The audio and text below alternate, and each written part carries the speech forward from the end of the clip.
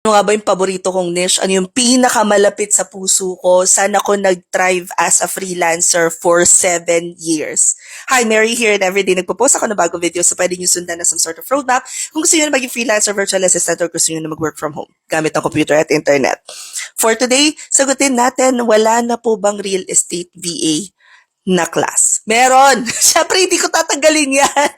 Pioneer yan sa lahat ng pioneer. Ito kasi yung niche na talagang tumagal ako. Ito yung industry na nakaramdam ako ng payapa.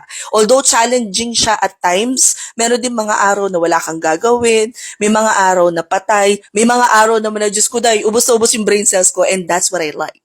Personally, if may magtatanong sa akin, ano ang pinakamadaling niche? Real estate yon. Just because ito yung industry na alam ko sa sarili ko na if I work hard, meron akong parang katumbas ng corporate ladder, ganyan. Alam kong may chance ako na ma-promote because you can start as general virtual assistant, work your way up the ladder up to inside sales associate, which is for me pinakamataas ang sahod ngayon. Pwede ka rin maging transaction coordinator kung brainy ka. And a lot of times people have been asking about ano yung niche na para sa akin mas madali ko na master. And that is real estate. Kasi remember, I worked in the BPO industry for 8 years. And when I started working from home, hindi naman talaga ako automatic na sa direction ng real estate eh. Nag-start ako under digital marketing. So I did social media management nung hindi pa social media management ang tawag doon. I did SEO technical writing. I also did ghostwriting. I did a whole lot of things na non-voice.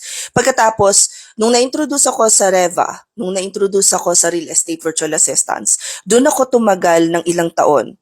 Because doon nga ako nakakita na, pwede pala na meron kang hybrid role na tinatawag, which means pwede ka mag-calls, pwedeng hindi, depende sa trip mo.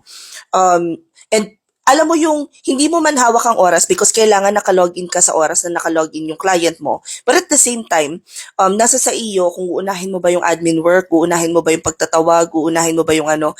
Depende sa pangangailangan nila. Ito yung industry na hindi natibag ng mga pandemya. Ito yung industry na tuloy-tuloy lang. Na whether may inflation sa US or whether may problema sa economy, somebody needs to sell or buy their houses. That's pretty much it.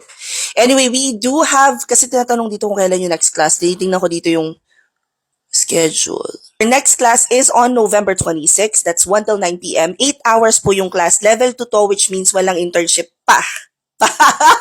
Wala pang internship na available. Pero, I promise you, hitik na hitik. Kasi, pinasa ko na ang corona. I used to teach this. Ngayon, hindi na ako nagtuturo sa Reva. Hindi na po kinakaya ng schedule ko. Hopefully, in the near future, I'll be able to sit down and co-mentor with AJ. Class nito is 8 hours plus nagpapadala pa siya ng homework. Hindi talaga siya naligayahan doon sa 8 hours niya. Nagpadala pa siya ng homework. 499 pesos lang to. Like, girl, sulit na sulit. If you guys want to join, just click the link in my bio, go to open classes, and click on Real Estate Virtual Assistant. Nandiyan na yung form na kailangan yung i-fill out, saan nyo ipapadala yung bayad.